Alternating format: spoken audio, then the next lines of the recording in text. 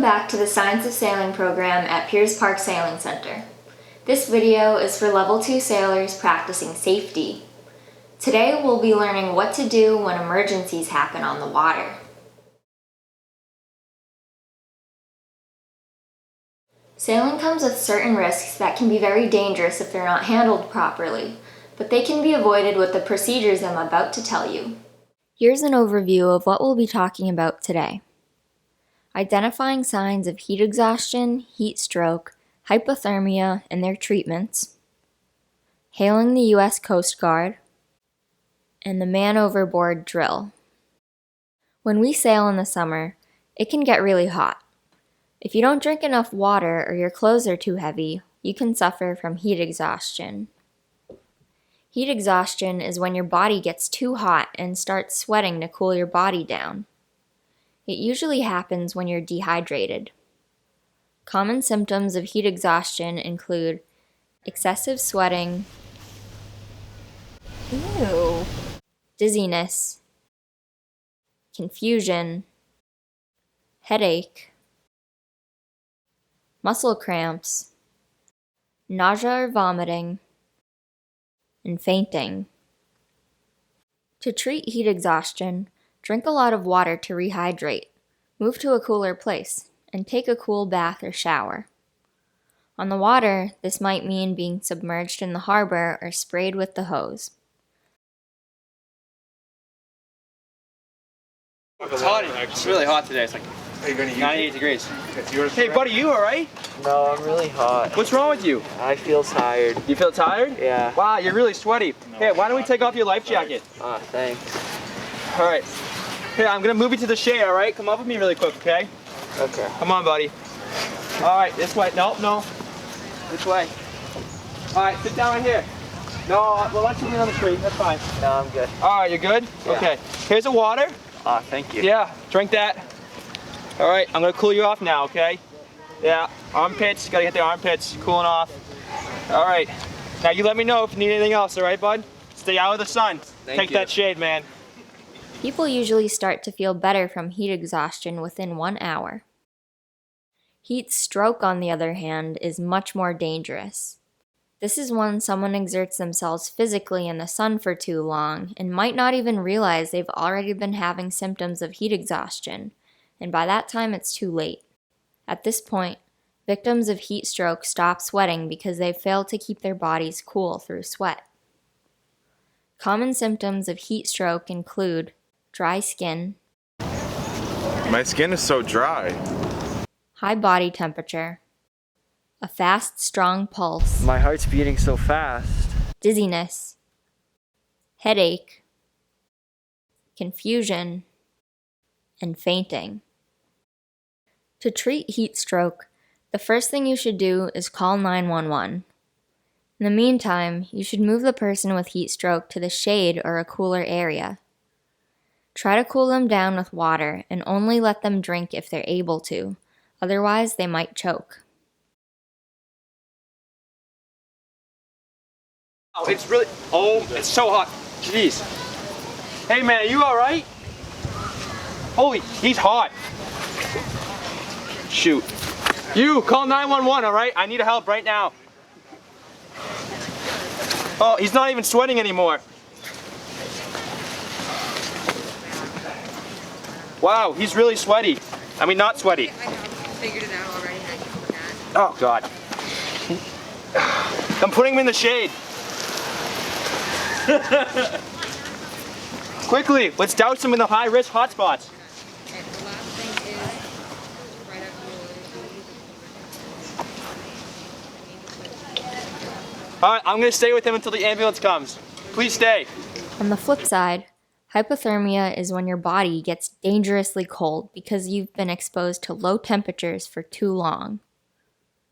To recognize hypothermia, watch out for these symptoms: shivering, exhaustion, confusion, loss of coordination, a weak pulse, I can't even feel my pulse.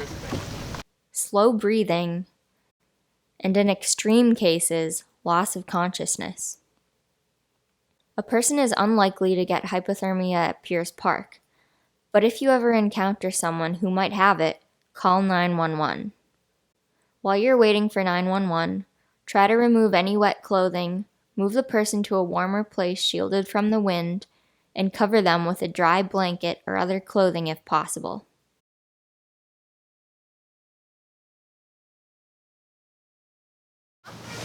It's good to read all of them. Ooh, it's so cold here. Sir, are you okay? No, What is wrong, sir? I'm hypothermic. You're hypothermic. What are your symptoms? I'm cold. You're cold. Okay. Shoot. All right, it's too cold out here. I need a space blanket. I'm gonna drape this around you, sir, okay, to warm you up, all right? Thank you, sir. After taking the life jacket off. After taking the life jacket off. The wet life jacket. It's wet. You, call 911. Get the We don't need, oh.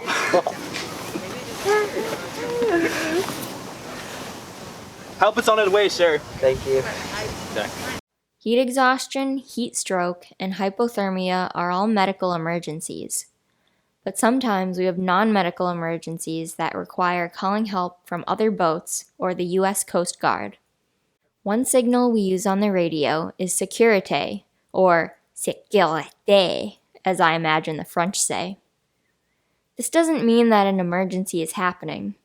Rather, it's a warning to other people on the water to watch out for something they should be cautious of. At Piers Park, we say sécurité on channel 13 to tell other people that we're towing our sonar so that they don't accidentally get in our way. Here's what you need to say. Sécurité, sécurité, sécurité, all stations. This is Piers Park vessel towing 6 sonars underway outbound to Spectacle Island. Standing by 131678. The second signal we might give over the radio is pon-pon, or bon bon. We use this when there's an emergency on board, but no one's life is being threatened. Examples are when a sonar runs aground or a boat is starting to sink, but the staff at Piers Park may be able to handle the problem themselves. The way you say pon-pon on the radio is the same for sécurité, except on channel 16 to include the Coast Guard this time.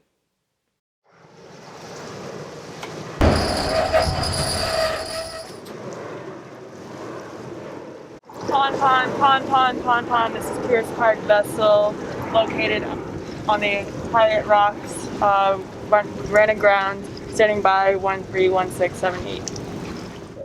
The last signal we can give on a radio is Mayday, or in French, I'm not even going to try to pronounce that one. In movies, you might have heard ship captains or airplane pilots shout, "Mayday! Mayday!" when everyone is about to die. And that's what we use it for. Mayday is the ultimate distress signal, only used when someone's life is in danger or the boat needs immediate help. This might be when someone has a heart attack, gets run over, or if there's a fire on board. This is the best time to call the Coast Guard on channel 16.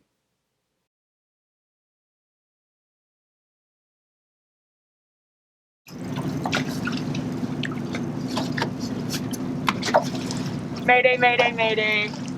We're located outside of the Hyatt. We have a passenger unconscious. There are 3 people on board, standing by 131678.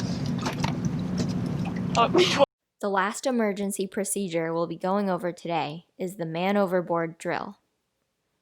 We use this when someone falls off the boat. Here's what you need to do. Acknowledge that someone has fallen and designate a crew member to continuously point to the person who fell so that you don't lose track of them. Man overboard! Nathan, point at it! Okay! The skipper should sail on a beam reach 3 to 4 boat lengths away from the person in the water. This way, your boat has enough room to tack back onto another beam reach and travel to save the person.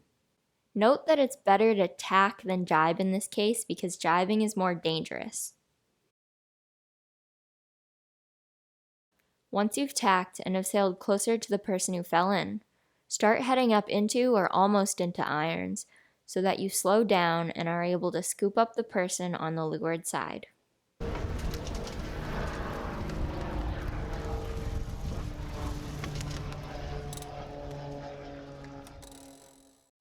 Now you can save lives with Pierce Park.